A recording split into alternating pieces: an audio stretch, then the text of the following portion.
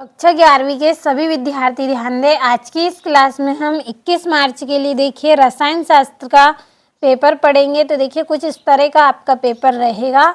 सारे आपको यहाँ पे मोस्ट इम्पोर्टेंट क्वेश्चन दे रही हूँ 21 मार्च के लिए। तो अगर आपको भरोसा हो तो पूरे प्रश्नों को आप अच्छे से कंप्लीट ज़रूर करें और सारे प्रश्नों के आंसर भी साथ में मैं आपको बताऊँगी इसी वीडियो में।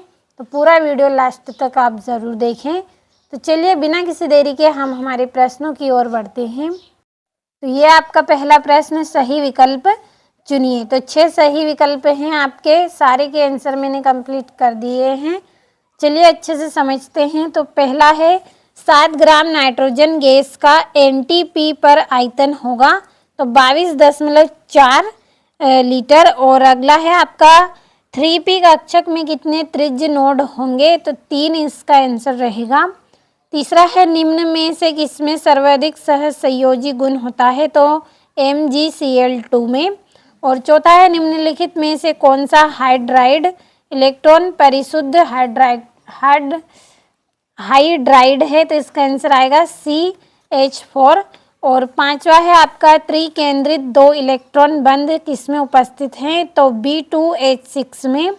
छठा है निम्न में से किसमें ज्यामितीय समव्यवस्था होती है तो ब्यूट 2 इन में होता है। तो ये आपके 6 सही विकल्प हैं। अच्छे से स्क्रीनशॉट के माध्यम से कंप्लीट कर लें। और यहाँ से इंग्लिश मीडियम वाले बच्चों के लिए है इंग्लिश में, तो कंप्लीट कर लें आप इनको भी। और ये आपका चौथा, पांचवा, छठा प्रश्न। और ये आपका यहाँ पे दूसरा प्रश्न है, रिक्त स्थान भरने हैं आपको। तो पहला है आपका STP पर 22.4 LCO2 का द्रव्यमान डेडेस होगा तो 44 GM। और दूसरा है एक तत्व का परमाणु क्रमांक 11 है तो इसके ऑक्साइड की प्रकृति डेडेस होगी तो क्षारीय प्रकृति होगी। और तीसरा है यदि कोई तत्व निम्नतम ऑक्सीकरण अवस्था में है तो वह डेडेस दशा में होगा तो अपचायन दशा में होगा।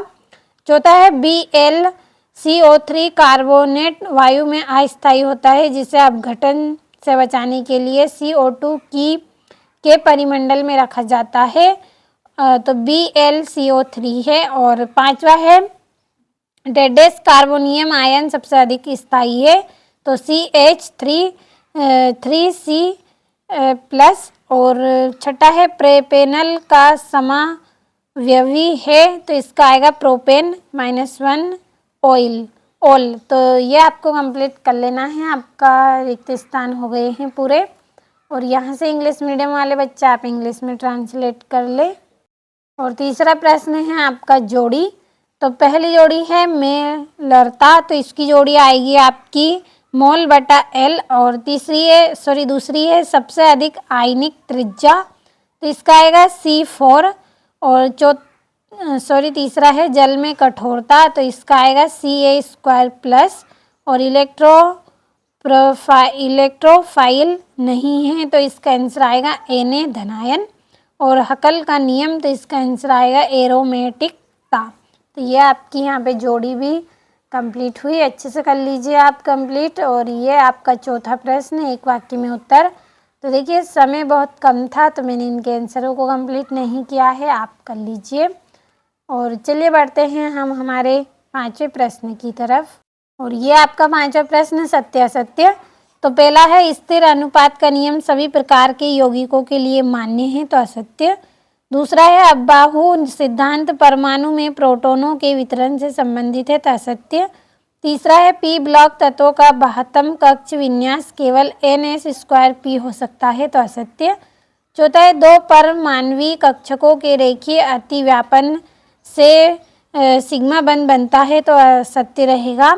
और जल में अम्लीय व क्षारीय दोनों प्रकार के गुण होते हैं तो सत्य। छठा है फेराडे ने विद्युत अपघट्य के वियोजन का सिद्धांत दिया था तो ये भी आपका सत्य रहेगा। तो कंप्लीट करते चले सारे प्रश्नों को। और ये छठा है ग्राम आणविक द्रव्यमान की परिभाषा लिखिए। और ये आपका 7वां प्रश्न 2-2 नंबर के। तो इन प्रश्नों के आंसर भी मैं आपको PDF के द्वारा दूंगी तो कंप्लीट अच्छे से कर लें। और ये आपका 8वां है धन आयन की आयनिक त्रिज्या परमाणु त्रिज्या से कम होती है क्यों। और S ब्लॉक तत्व किसे कहते हैं, इनके मुख्य गुण बताने हैं। और अंतर आणविक तथा अंतः आणविक हाइड्रोजन बंध को उदाहरण सहित समझाना है। 11वां है एंट्रोपी को परिभाषित करना है। और क्रोमेटोग्राफी किसे कहते हैं, तो कंप्लीट अच्छे से कर लें आप पूरे प्रश्नों को। और 13वां है ज्यामितीय समावयवता किस प्रकार के यौगिकों में पाई जाती है, उदाहरण सहित समझाइए, 3 नंबर का है। और 14वां है ली शर्तें लिए नियम के आधार पर किसी उत्क्रमणीय अभिक्रिया की समाव्यवस्था पर पड़ने वाले प्रभावों को लिखना है। 15वां है अपचयन या अवकरण प्रक्रम किसे कहते हैं, उदाहरण सहित समझाइए। और निम्नलिखित यौगिकों के संरचना सूत्र आपको बताने हैं। तो ये भी आपका 3 नंबर का प्रश्न है, कंप्लीट अच्छे से कर लें।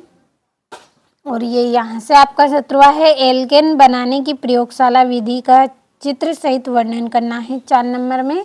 और 18वां है बामर सूत्र क्या है या हाइड्रोजन वर्ण क्रम की व्याख्या कैसे करता है। और ये आपका यहाँ पे अथवा है, तो अच्छे से कंप्लीट कर लें आप इस सारणी को भी।